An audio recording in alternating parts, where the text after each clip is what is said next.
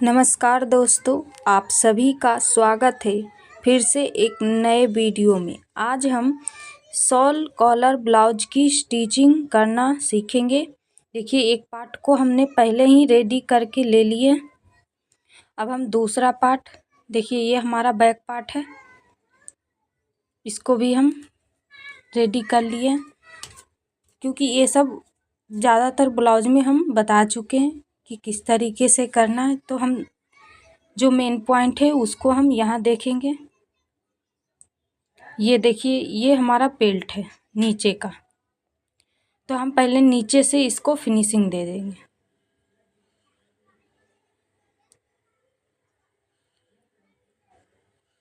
आप इसको अलग अलग तरीके से भी अटैच कर सकते हैं, जैसे कि ऊपर का मेन पार्ट में इसको तैयार करके लगा देना, फिर उसके बाद लाइनिंग ऊपर का अटैच करना है। तो उससे क्या होगा, इसका जो मार्जिन रहता है वो कवर हो जाता है। हम नेक्स्ट वीडियो में जब बेल्ट ब्लाउज का कोई सा पैटर्न बनेगा तो उसमें हम उस तरीके से देखेंगे। इसमें अभी हम देखिए इस तरीके से बनाएंगे। पहले हम नीचे की फिनिशिंग दे देंगे, उसके बाद यहाँ इस तरीके से भी करने से इसका जो मार्जिन रहता है वो कवर हो जाता है।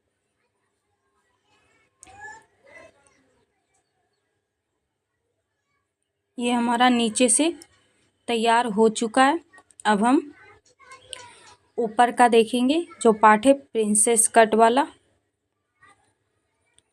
इसका जो एक्स्ट्रा है उसको हम पहले कट करके निकाल देते, ताकि जब हम ज्वाइंट करें तो कोई सा पार्ट छोटा या बड़ा ना हो।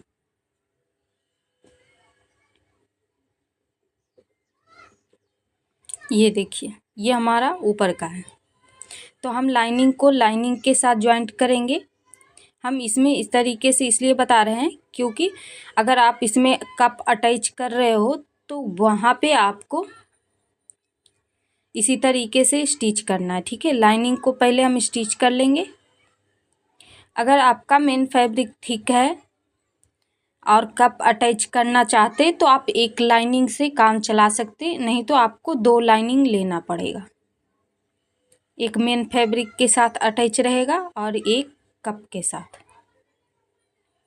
देखिए, आपको हमेशा नीचे से ही इसको जॉइंट लगाना है। ऊपर में अगर थोड़ा बहुत एक्स्ट्रा भी आ जाता, ऐसे तो ज़्यादातर में नहीं आता, लेकिन कभी कभी क्या होता है थोड़ा बहुत एक्स्ट्रा हो जाता है, तो वहाँ पे प्रॉब्लम नहीं होगा। लेकिन अगर नीचे से थोड़ा सा एक्स्ट्रा हो जाता है, अगर हम ऊपर से जॉइंट करेंगे तो क्या होगा कि सेंटर पॉइंट हमारा नहीं मिल पाएगा, तो उसे फिनिशिंग ख़राब हो सकती है। यहाँ पे देखिए थोड़ा सा राउंड है तो स्टिच लगाने में थोड़ी प्रॉब्लम होती है।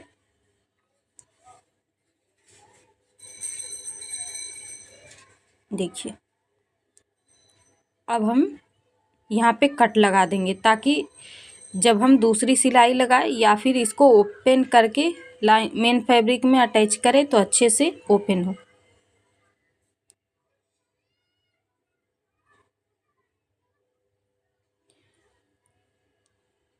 अब ये देखिए, यहाँ पे एक सिलाई और हम लगा देते हैं। उसके बाद ये जो मार्जिन है उसको 2 भागों में अलग अलग करके प्रेस लगा सकते हैं आप।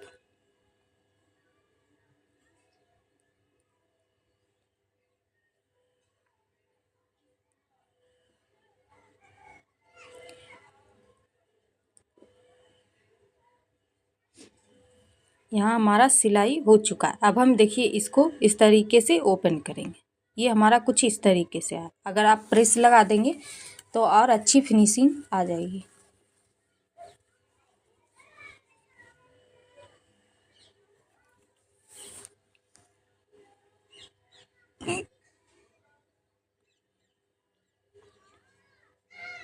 अब हम देखिए यहाँ पे मेन फैब्रिक को सेम उसी तरीके से यहाँ पे अटैच कर देंगे।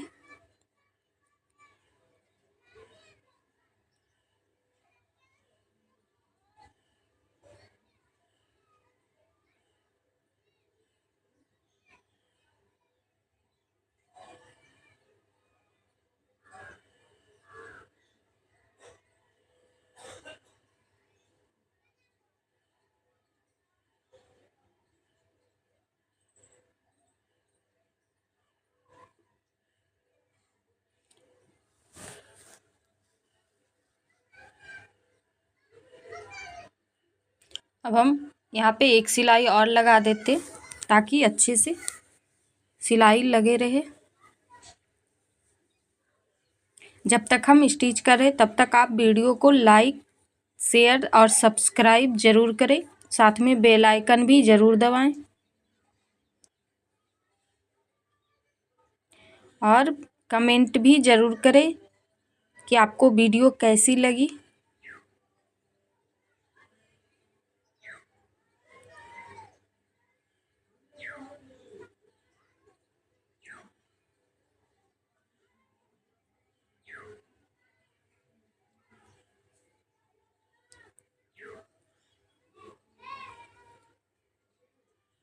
ये देखिए, ये दोनों को आपस में उल्टी साइड आपस में मिला के रखेंगे और चारों तरफ स्टिच लगा देंगे। अगर आप चाहे तो पहले मेन फैब्रिक पे बेल्ट अटैच कर ले, फिर लाइनिंग वाले को अटैच करें तो उसमें अच्छी तरीके से अटैच हो जाता है।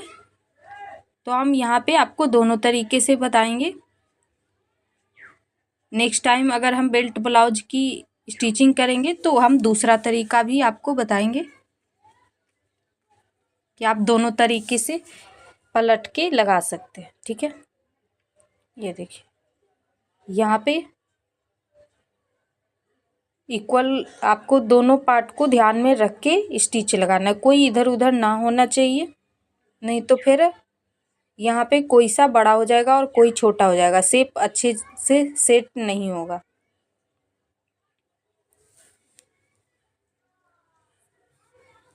ये हमारा नेक वाला पार्ट है, इसको भी अच्छे से सेट करके हम यहाँ पे स्टिच लगाएंगे। यहाँ पे आपको 2 लाइन जितना ही स्टिच लगाना है और मोटी धागा वाला स्टिच लगाना है, जैसे कि 5 नंबर में आता है उस टाइप से आप लगा सकते, ताकि कभी उधेड़ने की भी ज़रूरत पड़े तो आसानी से सिलाई उधेड़ सकते आप। यहाँ पे देखिए जो पफ है उसको अच्छे से सेट करके यहाँ पे हम फैब्रिक को देखेंगे कि हमारा कहीं छोटा बड़ा तो नहीं है, उसके बाद हम स्टिच लगाएंगे।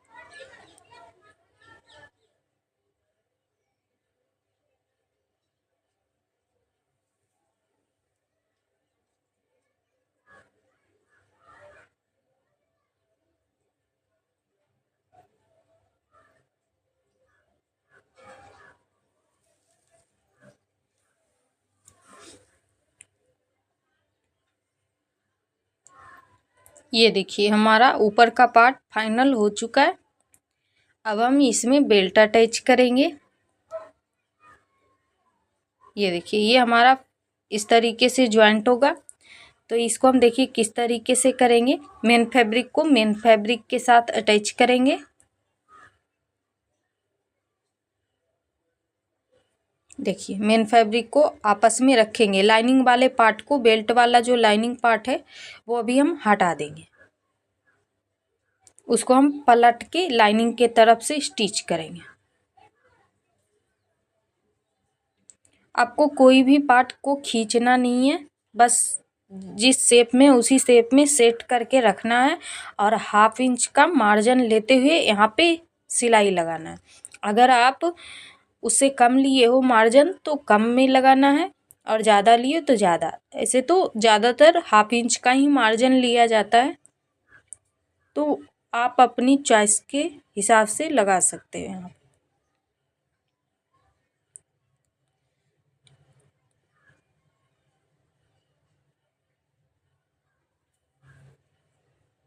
इसको हम इस तरीके से फोल्ड करेंगे और लाइनिंग वाले पार्ट को इस तरफ लाएंगे। सॉरी यहाँ पे पूरा कवर नहीं हो पा रहा है, उसके लिए सॉरी। ये देखिए हम उस तरीके से समेट के पूरा को लाइनिंग वाले पार्ट को इधर की तरफ रखेंगे, जैसे हम शर्ट में शोल्डर जॉइंट किए थे सेम उसी तरीके से यहाँ भी हम कर रहे हैं और 1/2 इंच का मार्जिन लेते हुए यहाँ पे स्टिच लगाएंगे। आपको ध्यान रखना है जो अंदर वाला जो पार्ट है वो इसके साथ स्टिच ना हो, इस बात का आपको पूरा ध्यान रखना है। यहाँ पे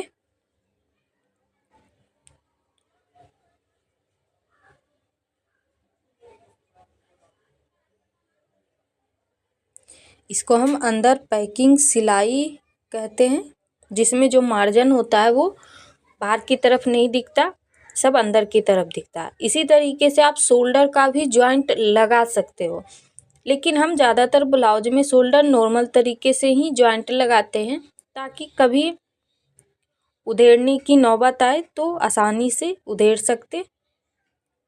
कभी कभी क्या होता है कि हमारा आर्म होल अगर अच्छे से कटिंग नहीं होता है तो आर्म होल छोटा बड़ा हो जाता है, नेक गिरता है, तो उस सिचुएशन में शोल्डर को कम या ज़्यादा किया जाता है। तो वैसे में अगर आपकी कटिंग परफेक्ट तरीके से होती है तो आप चाहे तो उस तरीके से कर सकते। देखिए इसको हम निकाल लिए हैं यहाँ पे। अब इसको एक सिलाई, एक पैर की मार्जिन एक पैर की दूरी से एक सिलाई और लगा देते हैं।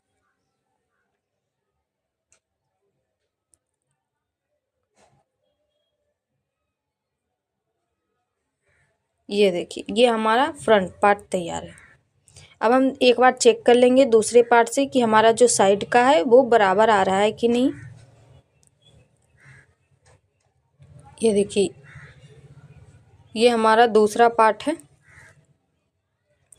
अब हम इसमें हुकाई का भी पट्टी अटैच करेंगे। आप चाहे तो कॉलर अटैच करने के बाद कर सकते हैं, ठीक है। आप कॉलर अटैच करने के बाद ही हुकाई का पट्टी अटैच करें तो ज़्यादा फिनिशिंग आएगी। हम यहाँ पे पहले ही अटैच कर दिए। ये देखिए अभी हम हुक वाला पार्ट अटैच कर रहे हैं। हुक वाला पार्ट आपको लाइनिंग पे करना है। अगर आपके पास लाइनिंग वाला फैब्रिक नहीं है तो आप मेन फैब्रिक से भी कर सकते हैं, लेकिन आई वाला पार्ट आप हमेशा मेन फैब्रिक से ही बनाएं, ठीक है। अभी ये देखिए इसको आपको ज़्यादा से ज़्यादा 2 इंच का रखना है, उससे ज़्यादा आपको नहीं रखना चौड़ाई में। और जितना आपका हुक वाला लेंथ बनेगा उतना उसके हिसाब से आप ले सकते। ज़रूरी नहीं कि आपको इसी लेंथ के अकॉर्डिंग लेना है, ठीक है। बस चौड़ाई आप 2 इंच का रखें, उससे ज़्यादा इसमें ज़रूरत नहीं होती।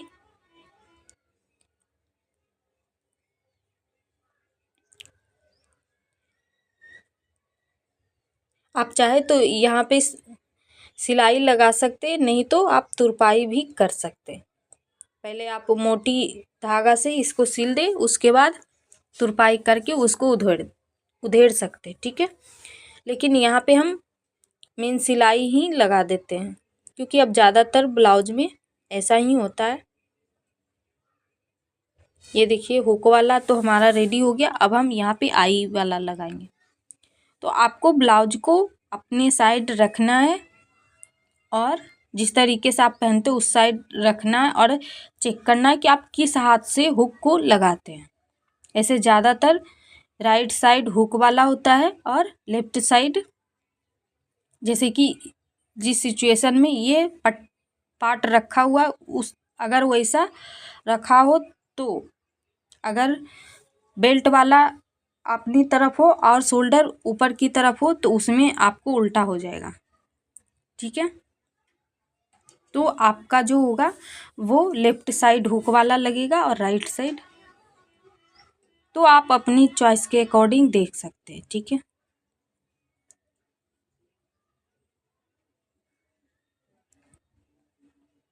यहाँ पे देखिए जो एक्स्ट्रा लग रहा था उसको हम यहाँ पे कट कर दिए।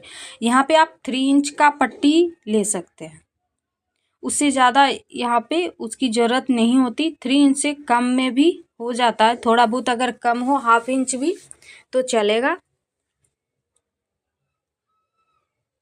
लेकिन 3 इंच से आप ज़्यादा ना ले, नहीं तो एक्स्ट्रा हो जाता है वहाँ पे। ये देखिए यहाँ पे हम दोनों तरफ से बंद कर दिए। जो एक्स्ट्रा मार्जिन है उसको हम कट कर देंगे। अब हम इसको पलट दिए हैं। यहाँ पे देखिए आपको पलट देना है और जो मार्जिन धागा वगैरह है उसको अंदर करके स्टिच लगा देना है। पहले आपको यहाँ पे लॉक लगाना है।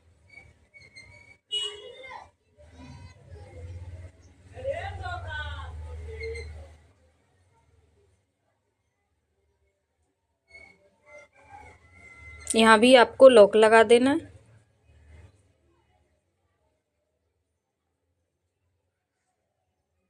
एक सिलाई और लगा लिए यहाँ पे हम एक पैर की दूरी से। आप चाहे तो इसको स्किप भी कर सकते, जरूरी नहीं कि आपको लगाना है।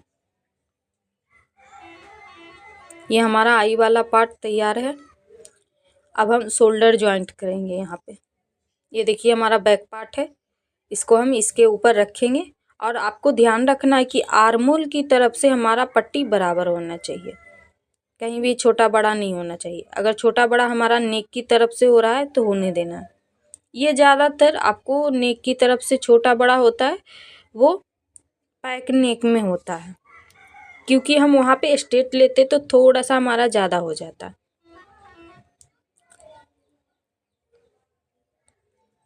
यहाँ पे देखिए हमारा प्रॉपर बराबर आया।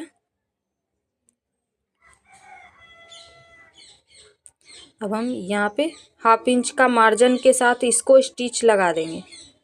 ठीक है, यहाँ पे देखिए थोड़ा सा एक्स्ट्रा है, तो अगर हम इसके हिसाब से यहाँ पे जॉइंट लगा देंगे तो फ्रंट वाला जो पार्ट है वो छोटा हो जाएगा, ऊपर की तरफ चला जाएगा। तो हम इसको कट कर दिए। अब हम यहाँ पे 1/2 इंच का स्टिच लगाते जाएंगे। यहाँ पे 2-2 स्टिच लगा देना आपको। आप चाहे तो इसको भी जैसे बेल्ट में मार्जिन कवर करके लगाए थे उसी तरीके से लगा सकते हो। तो वहाँ पे आपको आर्म होल की तरफ जॉइंट नहीं लगाना है, मेन फैब्रिक और लाइनिंग का। ठीक है, अब हम इसको इस तरीके से देखिए, पहले हम कॉलर की कटिंग करेंगे। तो चेक कर लेते कि हमारा बैक नेक की चौड़ाई कितना था, 2.5 इंच। पहले हम यहाँ पे एक स्ट्रेट लाइन ड्रॉ कर देते हैं। नीचे थोड़ा सा फैब्रिक या कैनवास या पेपर जो भी हो वहाँ रखना है आपको, उसके बाद ही लाइन ड्रॉ करनी है। उसके बाद यहाँ पे एक स्ट्रेट लाइन ड्रॉ कर देते हैं, क्योंकि यहाँ पे थोड़ा बहुत तिरछा है तो इसको हम स्ट्रेट कर दिए। अब इसी स्ट्रेट लाइन से हम कॉलर की मार्किंग करेंगे। सबसे पहले आपको डिसाइड करना है कि आपको कितना लेना है चौड़ाई में। तो अगर स्मॉल साइज है तो 2.75, एम साइज है तो 3 इंच लेना है, और एल साइज है तो आपको 3.25, उससे ऊपर भी है तो 3.25 तक ले सकते हैं या 3.5 तक। तो हम यहाँ पे 3.25 का ले रहे हैं। आप चाहे तो इस साइज में 3 इंच का भी रख सकते। पहले हम इसको स्ट्रेट कर देंगे।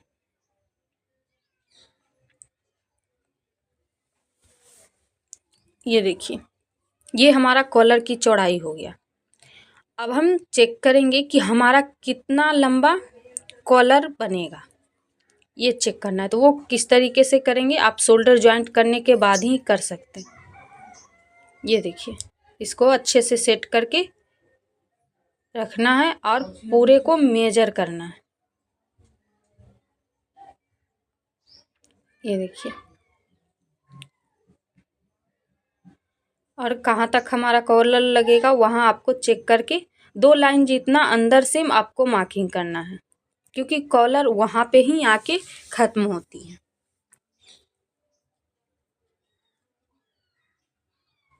ये देखिए हमारा 11.25 इंच है।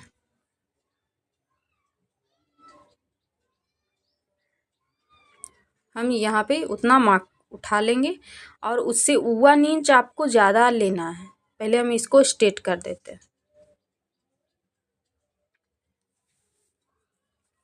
ये 1 इंच जो होता है वो आपको मार्जिन में चला जाता है नीचे की तरफ, नहीं तो आपका जितना ये 11.25 है उसमें आपका कॉलर आ जाता है। अब हम देखिए नेक विड्थ की मार्किंग करेंगे। हमारा कितना था, 2.5 इंच बैक नेक का जो चौड़ाई होता है।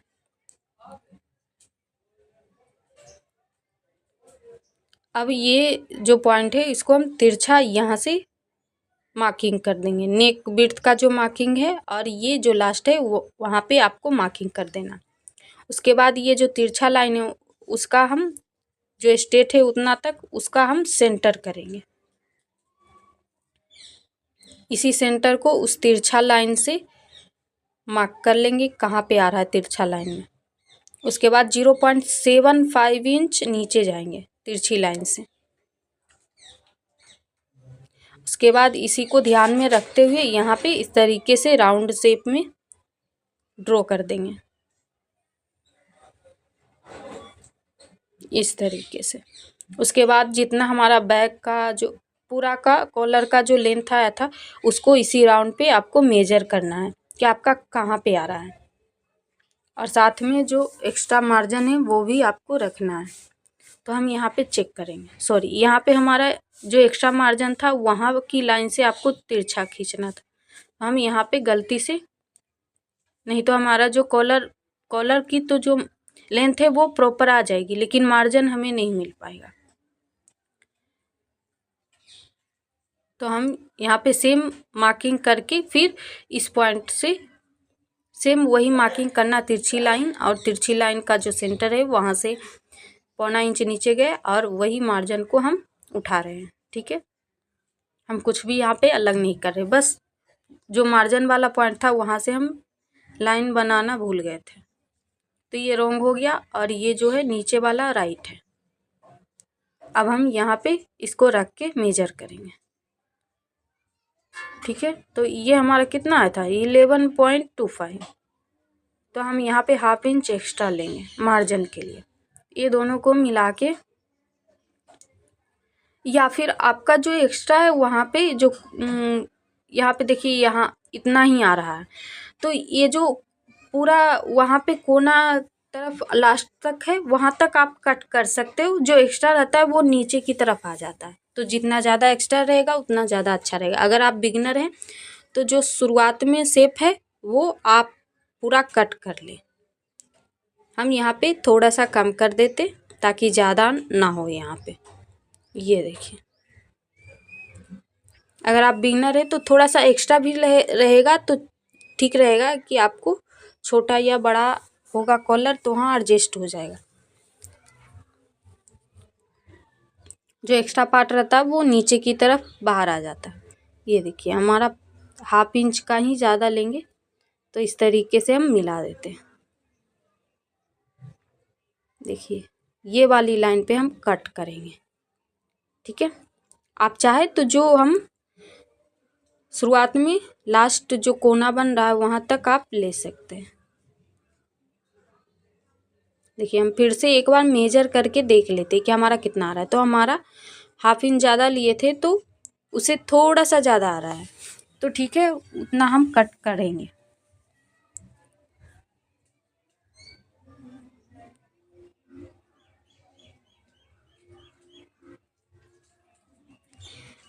आपको उतना शुरुआत में जो 1 इंच का है लास्ट तक वहाँ तक कट करके ले लेना है।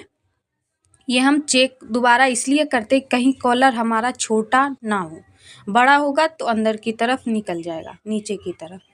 ये देखिए ये अभी एक तरफ का कटिंग है, इसको हम कैनवास के ऊपर ऑन फोल्ड साइड में देखिए इस तरीके से कट करके ले लिए सेम। अब इसको हम देखिए इतना हम फैब्रिक को 1/2 इंच चारों तरफ रख के कट किए। ये देखिए हम लाइन इसको मेन फैब्रिक पे पेस्ट करना है। ठीक है, और देखिए इसको लाइनिंग के ऊपर ध्यान से आपको रखना है बराबर में, और जो मेन फैब्रिक का सीधा भाग है और लाइनिंग का सीधा भाग आपस में मिलना चाहिए। अब इस तरीके से हम पूरे में स्टिच लगा देंगे कैनवास के नज़दीक से। कैनवास के ऊपर आपको बिल्कुल भी सिलाई को नहीं चढ़ाना है।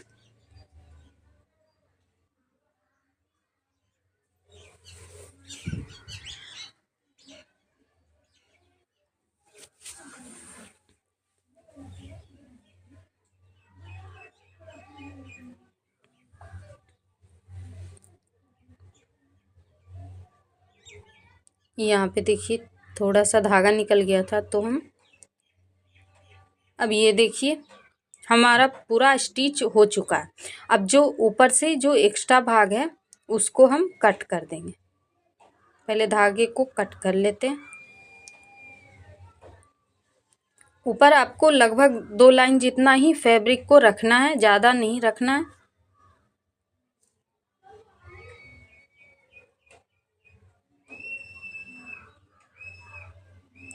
ये देखिए, यहाँ पे हम इतना सा रख सकते हैं, ठीक है।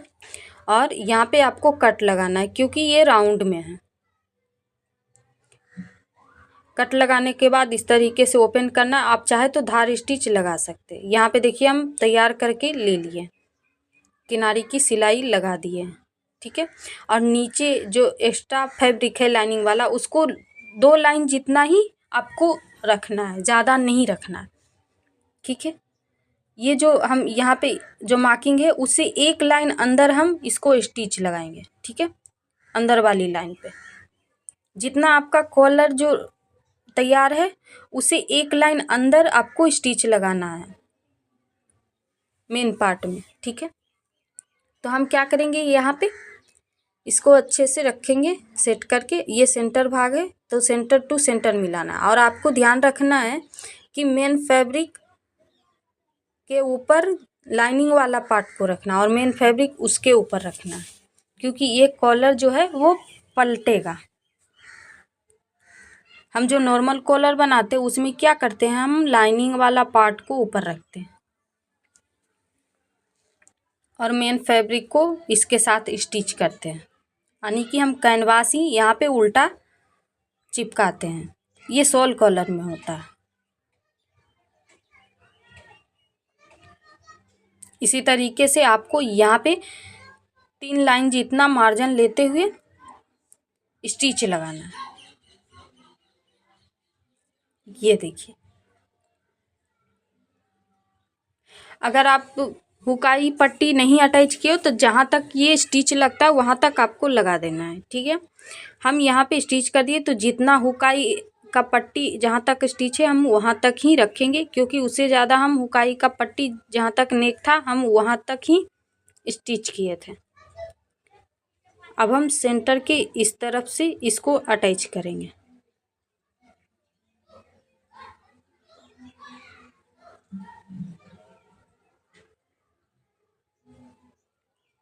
आपको कॉलर हमेशा सेंटर से ही चढ़ाना चाहिए, कोई सा भी पैटर्न हो। अगर आप एक्सपर्ट हो तो आप शुरुआत से कर सकते हो, या फिर आप पहले मेजर कर लो उसके बाद स्टिच लगाओ।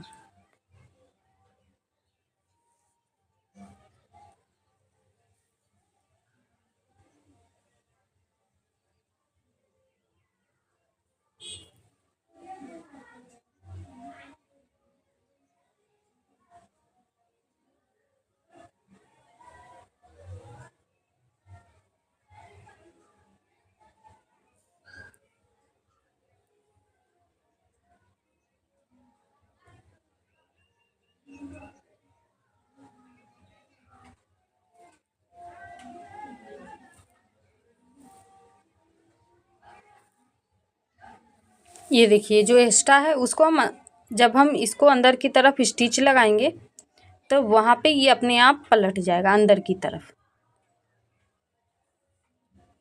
ये देखिए, इसको इस तरीके से सेट करना है। अब हम सेंटर टू सेंटर मिला के यहाँ पे एक स्टिच लगाएंगे। पूरे में आपको किनारी में एक स्टिच लगाना है।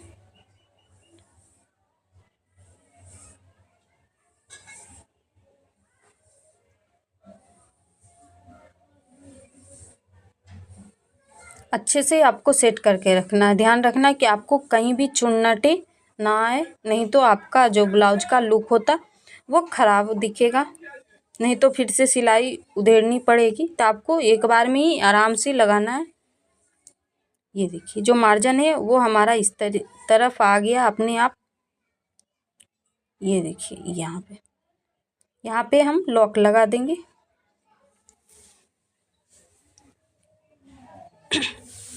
अब हम सेंटर पॉइंट से दूसरी तरफ स्टिच लगाएंगे। ये देखिए,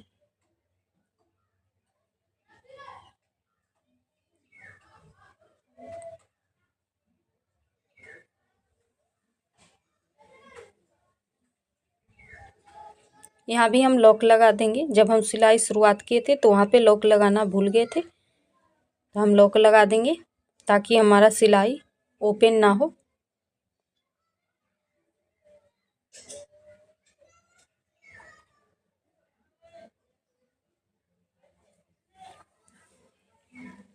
ये देखिए, ये हमारा जो शॉल कॉलर है वो रेडी हो चुका। अब हम इसको अच्छे से सेट करके रखेंगे। जो एक्स्ट्रा धागा वगैरह उसको आपको हमेशा कट करते रहना है। ये देखिए, हमारा कुछ इस तरीके से आएगा। उसके बाद हम इसको फोल्ड करेंगे। ये हमारा इसी तरीके से रहता है, ठीक है। आपको अच्छे से फोल्ड करके प्रेस लगा के सेट कर लेना है। हम यहाँ पे प्रेस नहीं लगाएं, आप ज़रूर लगा लें।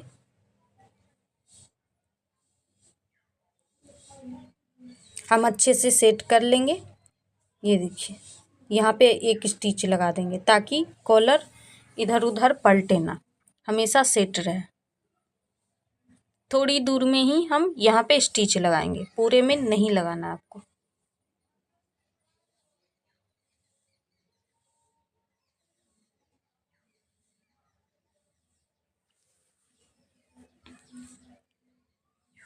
यहाँ पे पहले हम लॉक कर देंगे, फिर थोड़ी दूर स्टिच करके फिर लास्ट में भी हम लॉक कर देंगे।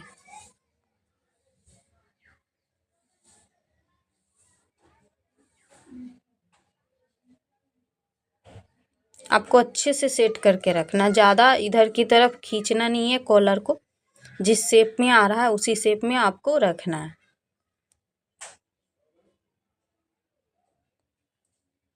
ये देखिए, इधर को हमारा स्टिच हो चुका। अब आपको यहाँ पे अच्छे से सेट करते जाना है और दूसरी तरफ भी आपको स्टिच लगाना है। सेम इसी तरीके से हम इधर भी स्टिच करेंगे। थोड़ी दूर इस तरीके से फोल्ड करके आपको स्टिच कर लेना है। उसके बाद हम क्या करेंगे, शोल्डर पे दोनों तरफ जो शोल्डर है वहाँ पे भी हम एक दो टाका लगा लेंगे।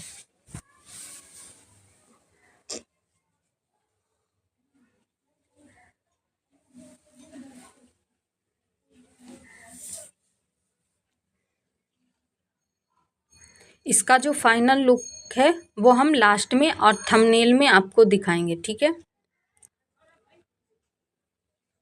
ये देखिए, इसको अच्छे से सेट करना है और जो शोल्डर में है वहाँ पे आपको स्टिच लगाना है। इसको एक बार आप जिस तरीके से रख के आप सेट कर सकते हो कर सकते हो।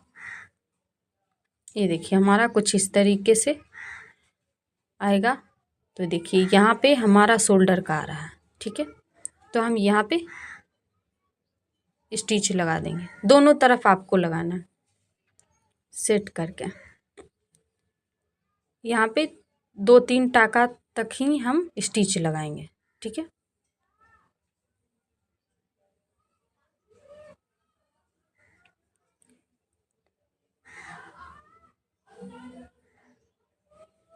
अगर आप कटिंग का वीडियो नहीं देखे हैं तो आप मेरे चैनल पे जाके देख सकते हैं, नहीं तो इसके डिस्क्रिप्शन में मैं लिंक दे दूँगी, वहाँ से आप देख सकते हो, ठीक है।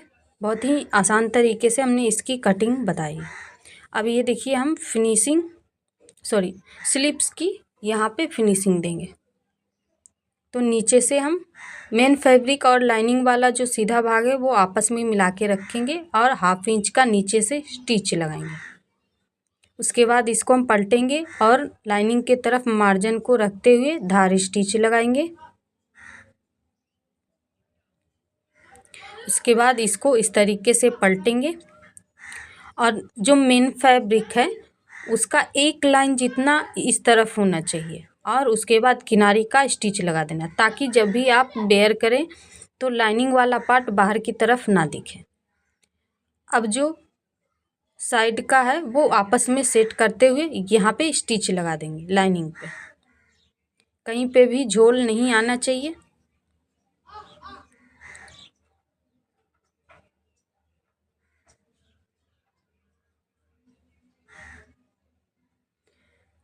ये देखिए, हमारा जो ऊपर की तरफ एक्स्ट्रा भाग है लाइनिंग वाला उसको हम यहाँ पे कट करके निकाल देंगे।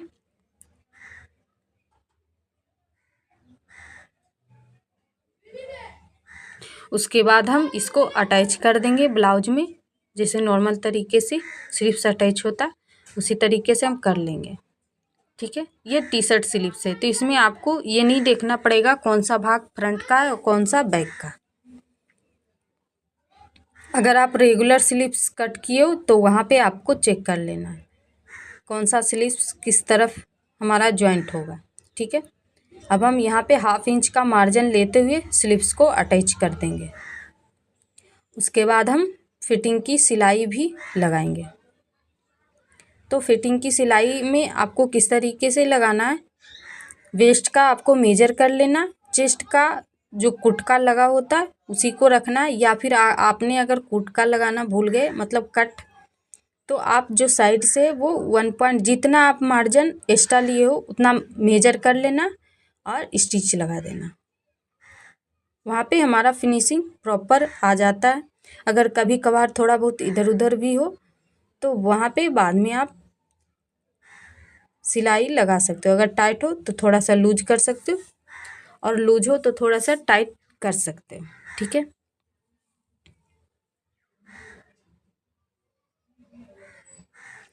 अगर आपका कटिंग प्रॉपर हो तो वहाँ पे अच्छे से कटिंग किया हो तो वहाँ पे आपको 1.5 इंच का मार्किंग करके स्टिच लगाने पे आपका एक बार में ही फिटिंग आ जाता है। ये देखिए, अब हम साइड फिटिंग लगाएंगे। तो हम आपस में मिला के मेन फैब्रिक का जो सीधा भाग है वो दोनों पार्ट का आपस में मिला के रखेंगे। ये देखिए, यहाँ पे हमारा जो कट है वो नहीं पता चल रहा है तो हम शायद लगाना भूल गए हैं, फर्मा पे लगाए और इस पे लगाना भूल गए। ये देखिए, हम यहाँ पे वेस्ट का मेजर कर लेंगे तो हमारा कितना है, देखिए यहाँ पे थोड़ा सा ज़्यादा आ रहा है 1.5 इंच से। ठीक है, तो इस तरीके से करने से जो एक्स्ट्रा रहेगा वो निकल जाएगा। और आपको चेस्ट पे जिस तरीके से हम किए उसी तरीके से आपको मार्जिन करना, या बाजू पे आपका मूली का मेजर कर लेना या फिर 1.5 इंच का जितना आपने मार्जिन लिया उतना का। ठीक है, दोनों सेम ही आएगा मार्किंग। अब हम इन दोनों को सीधा मिलाएंगे और इसको यहाँ पे मिलाएंगे। तो देखिए यहाँ पे हमारा शेप में बाजू कटा हुआ है तो सीधा नहीं मिल पाएगा। तो हम देखिए फिर से यहाँ पे 1.5 इंच का इधर से मेजर, क्योंकि यहाँ पे हमारा थोड़ा सा कर्व में स्लीव्स की कटिंग हुआ था इस तरीके से, क्योंकि हमने स्लीव्स को फिटिंग में कट किए थे।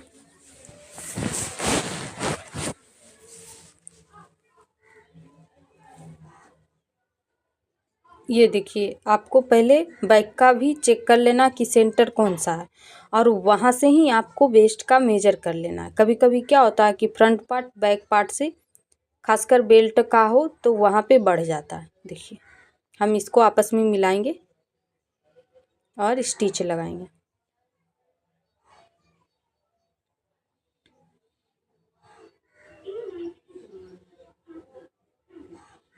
इसी तरीके से हम दूसरी साइड भी फिटिंग की सिलाई लगा लेंगे। आपको वीडियो कैसी लगी कमेंट में ज़रूर बताइएगा। इसका फाइनल लुक हम लास्ट में ज़रूर दिखाएंगे और थंबनेल में भी। ठीक है, कि कैसा दिखता है। यहाँ पे हम दूसरी सिलाई लगा देंगे।